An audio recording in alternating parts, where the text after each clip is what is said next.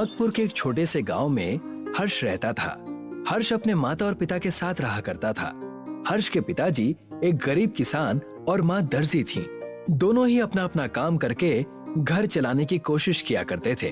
हर्ष की पढ़ाई लिखाई के खर्चे की वजह से दोनों बड़े परेशान रहते थे। मुझे मेरे हर्ष की बड़ी चिंता हो रही है, उसकी पढ़ाई लिखाई की। हर्ष अब बड़ा हो गया है और अगर हमने उसका स्कूल में दाखिला नहीं करवाया तो बड़ी परेशानी हो जाएगी। मैं अपनी कोशिश तो कर ही रहा हूँ भाग्यवान। हमारा हर्ष पढ़ने में बहुत तेज और बहुत बुद्धिमान है। अभी से ही उसे गुणा भाग और अंग्रेजी पढ़ने आ गया है। हम कल सुबह ही उसे लेकर एक बड़े विद्यालय में जाएंगे दाखिला करवाने। हर्ष को लेकर सुबह ही कुसुम और राम नारायण एक बड़े से विद्यालय में जाते हैं। राम नारायण वहाँ की खूबसूरती देखकर दंग रह जाता है। माँ, क्या मैं इस स्कूल में पढ़ूंगा? बिल्कुल बेटा, तुम इसी स्कूल में पढ़ोगे। यहाँ पढ़कर बड़े आदमी बनोगे और ऐसे ही कई सारे स्कूल भी बनाओगे। मुझे बड़ी हिचकिचाहट हो रही है, कहीं हमें ज्यादा पैसे ना भरने पड़ जाए। अरे आप चलो तो वहाँ चल के देखे तो सही। वहाँ जाते ही उन्हें गेट पर खड़ा चौकीदार रोक लेता है। ठहरो, कहाँ चल दिए बिना किसी अनुमति के? वो दरअसल मैं अपने बच्चे का इस विद्यालय में दाखिला करवाने आया हूँ। दाखिला, और वो भी यहाँ? लगता है तुम अपनी औकात भूल रहे हो। यहाँ बस अमीरों के बेटे आते हैं और तुम्हें देखकर लग रहा है कि तुम कहीं कचरा साफ करते हो। ये आप कैसी बातें कर रहे हैं? मेरा बच्चा पढ़ने में बहुत होशियार है। कृपया करके हमें अंदर जाने दीजिए, हमारा अपमान मत करिए। मैंने तुमसे कह दिया ना, चले जाओ, वरना मुझे अपने इस डंडे का सहारा लेना पड़ेगा। चौकीदार उन्हें वहाँ से डांटकर भगा ही रहा था कि उस विद्यालय के एक मास्टर वहाँ आ जाते हैं और राम नारायण और उसके परिवार की दशा देखकर कहने लगते हैं, चौकीदार, मैंने तुम्हें कितनी बार कहा है, लोगों से इस तरह की बातें मत किया करो। चलो जाओ और अपना काम करो, मैं इन्हें देख लूंगा। आप सब मेरे साथ मुख्य अध्यापक के ऑफिस में चलिए। और सब मिलकर मुख्य अध्यापक के ऑफिस में चले जाते हैं। जी मैम, ये हमारे विद्यालय में अपने बच्चे का दाखिला करवाने आए हैं, इसीलिए मैं इन्हें अंदर ले आया। बच्चा बड़ा होशियार और काबिल है। कहिए, क्या बात है? आपको हमारे स्कूल का नाम पता है? ये दीन दयाल स्कूल है। ये बहुत बड़ा कॉन्वेंट स्कूल है। अंग्रेजों के तौर तरीके सिखाते हैं हम यहाँ पर बच्चों को, ताकि उनमें अनुशासन रहे। हम अपने बच्चे के अंदर यही सारे गुण चाहते हैं और इसीलिए हम जितना चाहे उतना पैसा देने को तैयार हैं। राम नारायण के इतना कहने से प्रिंसिपल और उस मास्टर की आंखें लालच से चमक जाती हैं। तब मास्टर ने उस प्रिंसिपल मैडम से चुपके से कहा, ये गरीब भले हैं, लेकिन इनकी लाचारी का हम पूरा फायदा उठा सकते हैं। अपने बच्चे को पढ़ाने के लिए ये पूरे पैसे दे देंगे। अगर आप कहें तो इनसे 2 गुने ज्यादा पैसे ले लूं। ये भी कोई कहने की बात है? उनके यहाँ से पैसे आएंगे तभी तो हमारे बच्चे और परिवार खुशी से रहेंगे। जितना लूट सकते हो लूट लो। हमारे विद्यालय में 25,000 में दाखिला होता है। मैं इन्हें 50,000 कहूँगा, आप हामी भर देना। राम नारायण, तुम 50,000 रुपए लाकर दे दो और अपने बच्चे का इस विद्यालय में दाखिला करवा दो। मालिक, इतने पैसे मैं कहाँ से लाऊंगा? क्या मुझे थोड़ा वक्त मिल सकता है क्या? देखो, अगर अपने बच्चे की भविष्य की सुरक्षा चाहते हो तो दाखिला लो, वरना हमारा समय बर्बाद मत करो। दफा हो जाओ, जब पैसे हो जाए ना तब आना। राम नारायण, कुसुम और हर्ष वहाँ से निराश होकर घर चले जाते हैं। पिताजी, मेरे उम्र के सारे बच्चे स्कूल जाने लगे हैं, अच्छी अच्छी टिफिन लेकर। मैं कब जाऊंगा? तुम जरूर जाओगे बेटे, बस थोड़ा सा इंतजार करो। मुझे हर्ष की बड़ी चिंता हो रही है। 50,000 रुपए हम कहाँ से लाएंगे? अपने बच्चे को पढ़ाने के लिए मैं कुछ भी कर सकता हूँ। क्यों ना हम चलकर गांव में रामू काका की मदद ले। गांव में सबसे पुराने और पढ़े लिखे वही हैं। वो हमारी मदद जरूर करेंगे। राम नारायण और कुसुम रामू काका के घर जाते हैं और उन्हें सारी समस्या बताते हैं। तब रामू काका उनसे कहते हैं, तुम अपने बच्चे को हमारे गांव के विद्यालय में क्यों नहीं डाल देते? हमारे गांव के विद्यालय में हमारे गांव में विद्यालय है कहाँ? गांव में कोई अच्छी शिक्षा नहीं दे सकता, इसीलिए तो उन्हें दूसरे गांव या शहर के विद्यालय में डाला जाता है। तुम दोनों मेरे साथ आओ, मैं तुम्हें अपने गांव में ही कुछ दिखाता हूँ। रामू काका उन्हें जंगल के रास्ते से एक गुफा की ओर ले जाते हैं और कहते हैं, इस गुफा में जाओ, तुम्हें सब पता चल जाएगा।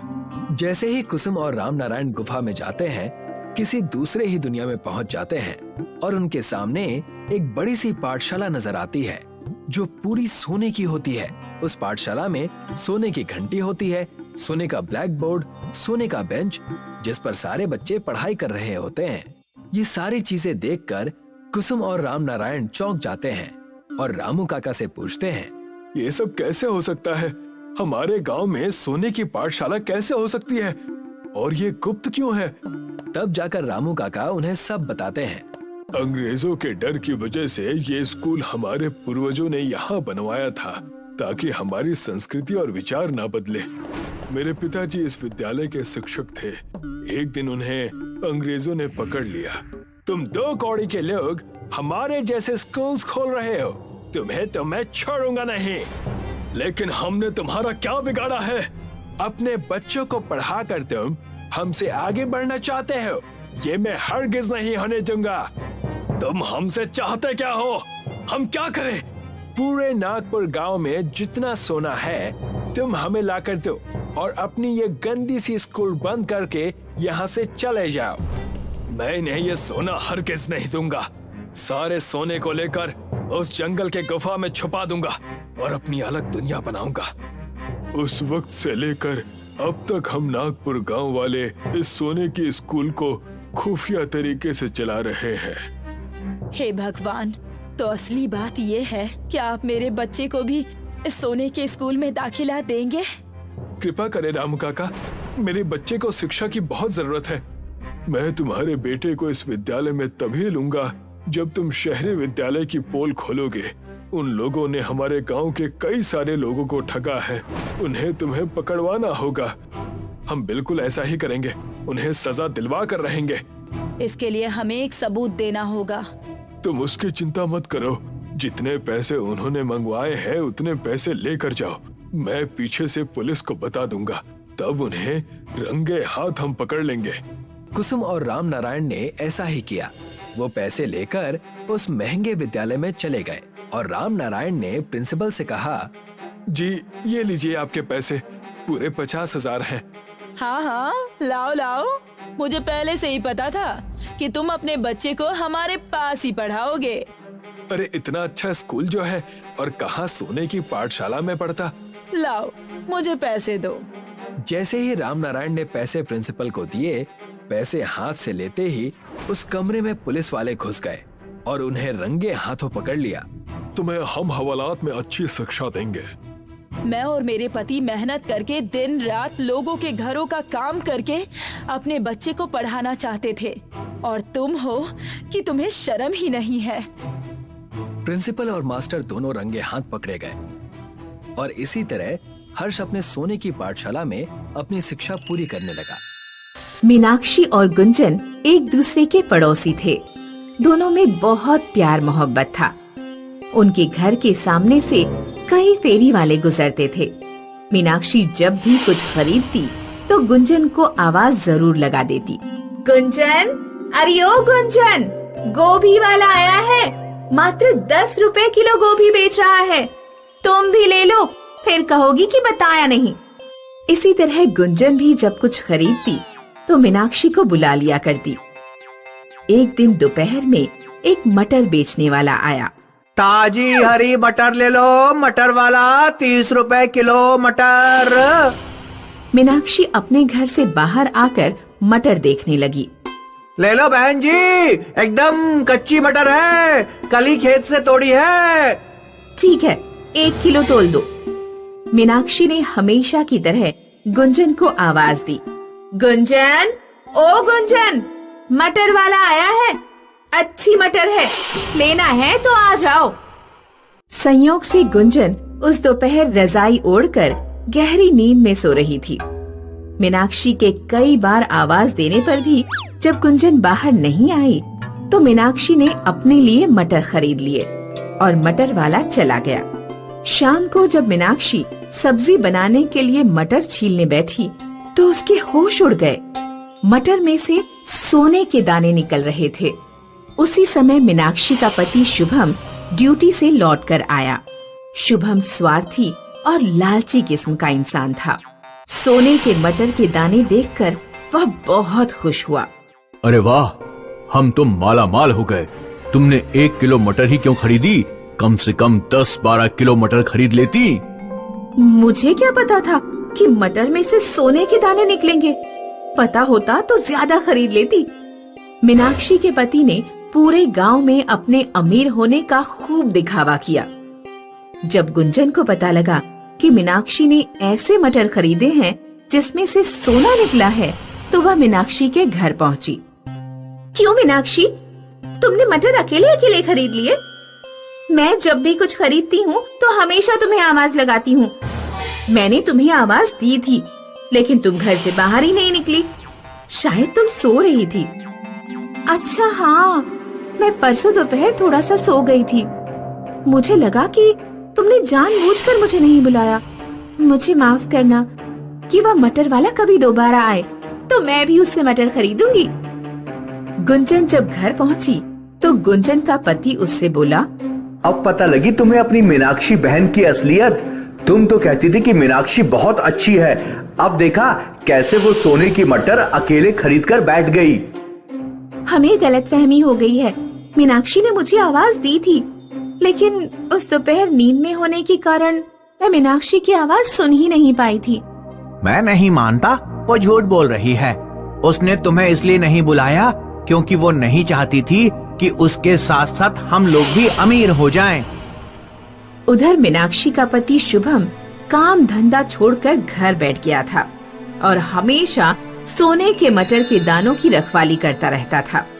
मीनाक्षी उससे बोली, क्यों ना हम आधे किलो मटर गुंजन के घर दे आए?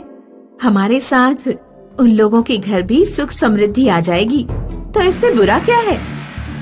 क्या तुम पूरी पागल हो गई हो? आधे किलो सोने की मटर गुंजन के घर दे आओगी? अरे इन मटर के दानों से मुझे पूरा जीवन गुजारना है।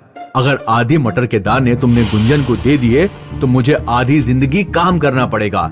इसलिए आधे किलो मटर गुंजन को देने की बात बिल्कुल भूल जाओ। एक दिन गली में एक और मटर बेचने वाला आया। इस बार गुंजन के पति ने उसे पकड़ लिया और उसके सारे मटर खरीद लिए। मटर कम से कम 50 किलो थे। गुंजन और उसके पति ने मटर छीलने शुरू किए, लेकिन किसी भी मटर में सोने के दाने नहीं निकले। गुंजन के घर 50 किलो मटर का कोई काम तो था नहीं, इसलिए वह पड़े पड़े खराब होने शुरू हो गए। क्यों ना मैं कुछ किलो मटर मीनाक्षी को दे आऊं? यहाँ तो ये खराब ही हो जाएगी। गुंजन ने एक बोरी में मटर भरी और कुछ मटर मीनाक्षी को दे आई। मीनाक्षी गुंजन के व्यवहार पर बहुत खुश हुई। उसने मन में ठान लिया कि वह किसी भी तरह आधे किलो सोने के मटर गुंजन को देकर रहेगी। मीनाक्षी बाजार जाकर हरे और गोल्डन कलर का पेंट खरीद लाई। उसने आधे किलो हरे मटर पर गोल्डन पेंट कर दिया। एक सुबह जब उसका पति टॉयलेट में था तो मीनाक्षी ने जल्दी से आधे किलो सोने के मटर के दाने उठाए और उसकी जगह अपने पेंट किए हरे मटर के दाने रख दिए। दोपहर में वह अपने पति से बोली, सुनिए जी, मैंने साधारण मटर की सब्जी बनाई है। सब्जी थोड़ी ज्यादा बन गई है। कुछ सब्जी मैं गुंजन के घर देकर आना चाहती हूँ। शुभम ने भगोने में देखा तो उसे हरे मटर दिखाई दिए, क्योंकि मीनाक्षी ने सोने के मटर पर हरा पेंट कर दिया था। इस तरह मीनाक्षी ने अपनी चतुराई से आधे किलो सोने के मटर गुंजन के घर पहुंचा दिए। गुंजन और मीनाक्षी में पहले जैसी गहरी दोस्ती हो गई। मीनाक्षी, एक बात बताओ, जब तुम्हारे पति को पता लगेगा कि आधे मटर के दाने सोने की नहीं साधारण हैं, तो तुम उनसे क्या कहोगी? कह दूंगी कि मुझे क्या पता, हो सकता है मटर वाले ने हरे मटर के दानों पर गोल्डन पेंट करके हमें उल्लू बना दिया हो। उत्तर प्रदेश में पश्चिमी फतेहगंज नाम का एक गांव था, जहां सूरज अपने परिवार के साथ रहता था। सूरज तरबूज की खेती करता था। उसकी 2 बेटियां थीं, ज्योति और मालू। पिताजी, मालू ने बिना कुल्ला किए ही चावल खा लिए। पिताजी, इसने मेरा टूथब्रश अपने सड़े हुए मुंह में डालकर खराब कर दिया, इसलिए मैंने आज दांत नहीं मांजे। मुझे नया ब्रश ला कर दो।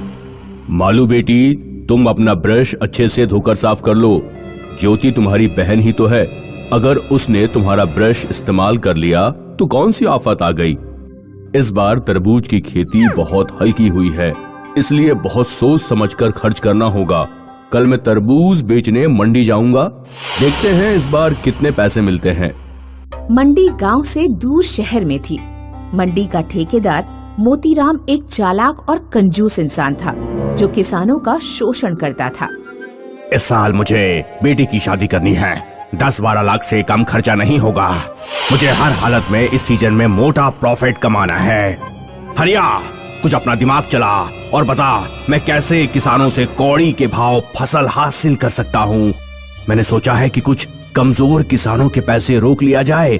गरीब किसान हमारा कुछ नहीं बिगाड़ पाएंगे। तू क्या कहता है? मालिक, अगर आपने किसानों के पैसे रोके तो वे अगली बार हमारे पास माल बेचने नहीं आएंगे। वे किसी और मंडी में चले जाएंगे। मेरे पास इससे बेहतर उपाय है, जिससे सांप भी मर जाए और लाठी भी ना टूटे मालिक। अगले दिन सूरज मोतीराम के पास अपनी तरबूज की फसल लेकर पहुंचा। सूरज, तुम्हारे खेत का तरबूज बहुत मीठा होता है। वैसे तो तुम्हारे 45,000 बनते हैं, लेकिन मैं तुम्हें 50,000 देता हूँ। सूरज ने पैसे अपने थैले में रखे और खुश होकर अपने घर लौटने लगा।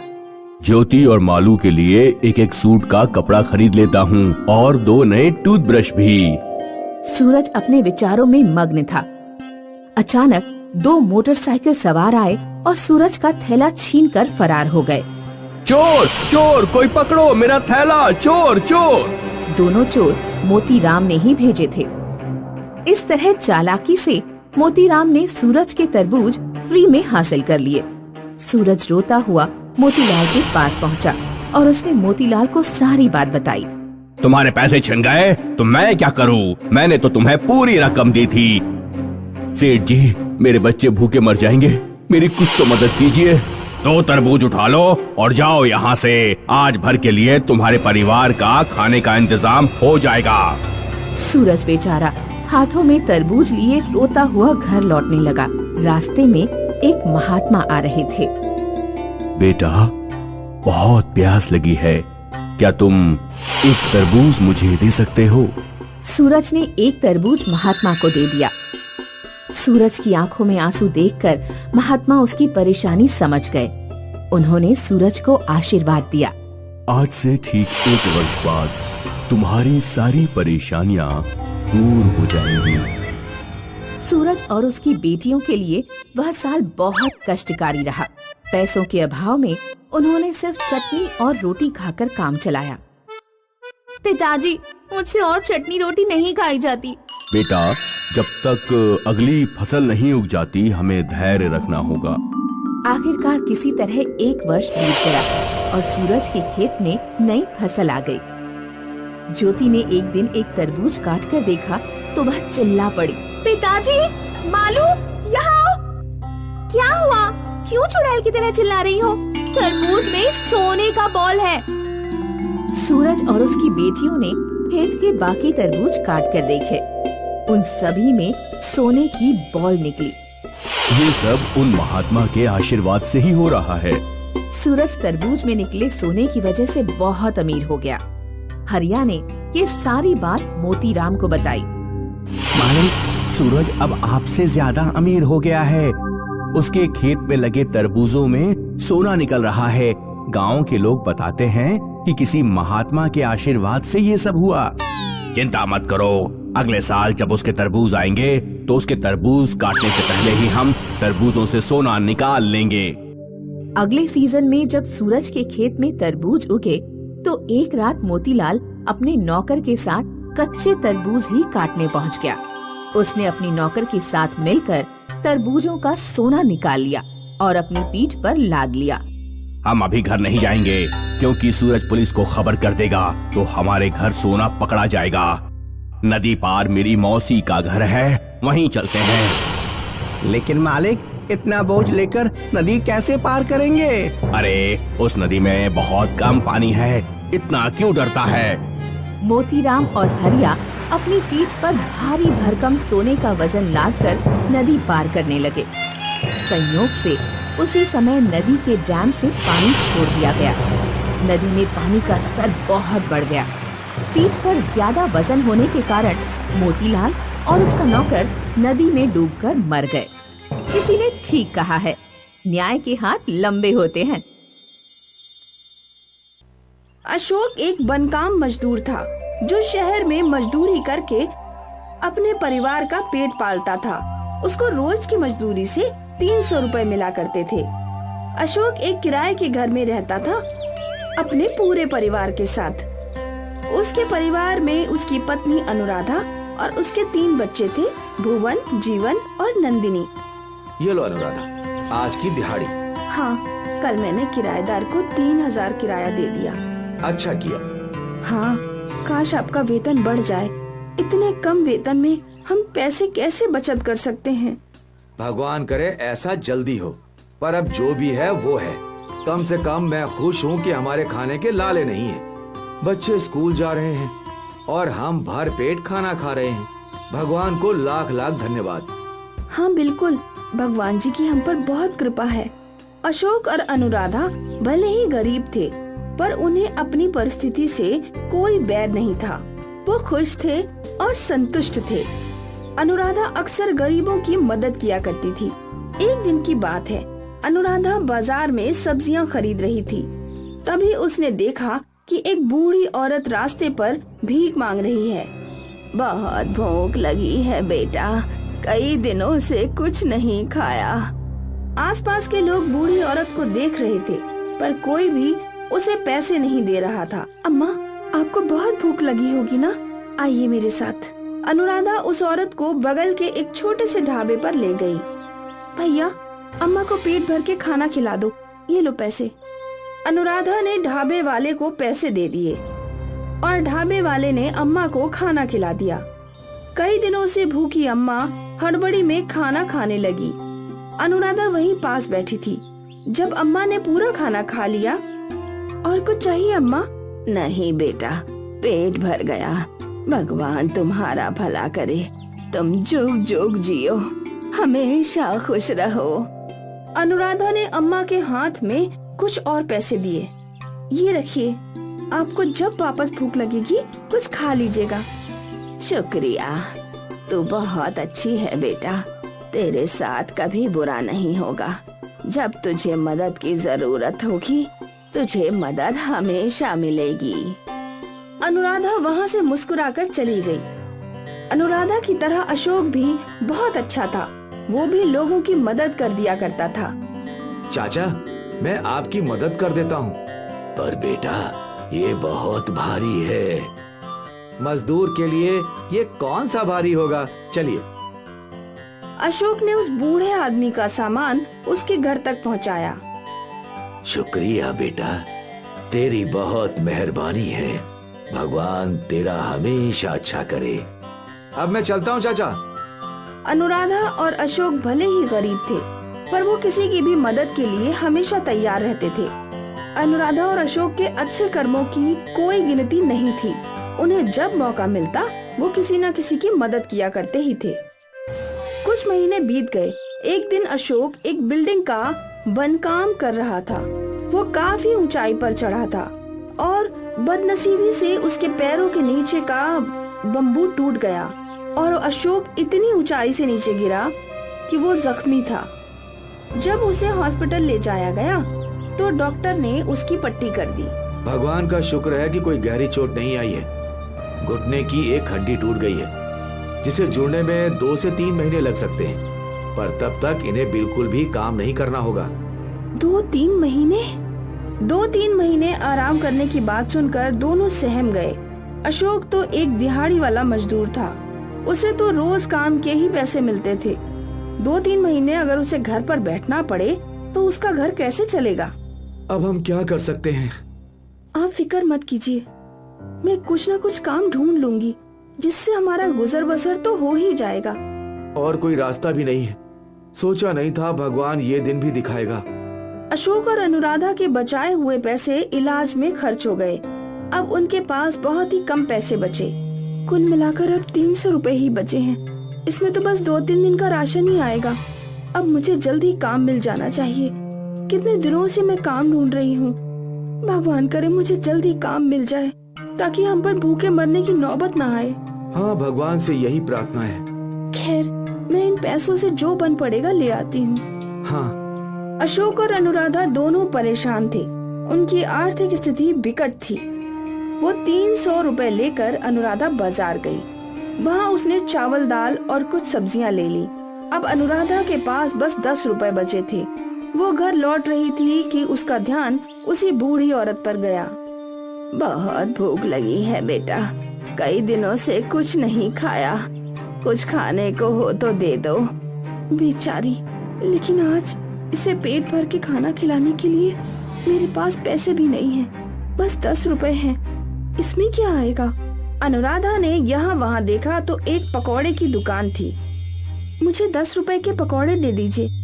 अनुराधा ने दुकानदार को 10 रुपए दिए और पकौड़े ले लिए। वो पकौड़े लेकर अनुराधा उस बूढ़ी औरत के पास गई।